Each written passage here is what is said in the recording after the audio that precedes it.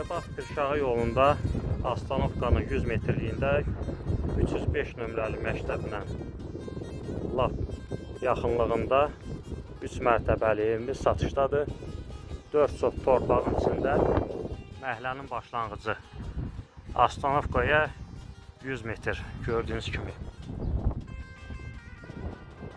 4 sot torpağı içində. Bura yuxarı mərtəbəsidir.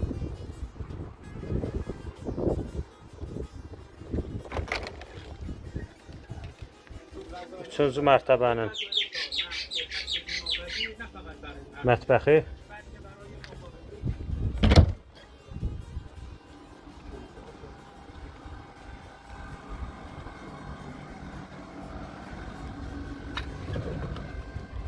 Burası sanuzel.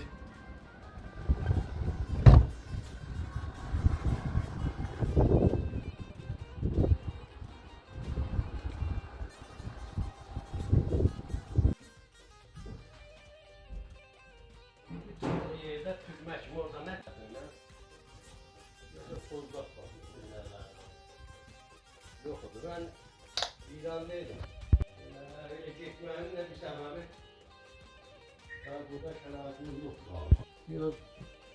Bizim tərəflərdə yox. Oranın başlarda da Tobay tərəfində də o gedən yer var. Onlarda Pakistan, Afganistan sərhədləri olmadı. Tobay sərhədləri olmadı.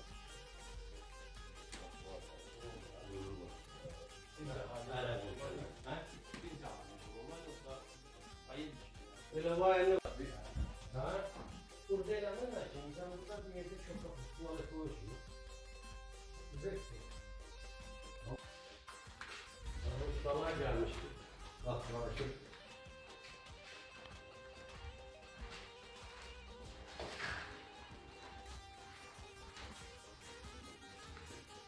Ben hakikaten asaklarını yerden koymuşum. Akıllar da bunlar büyük kömürlükler diyelim.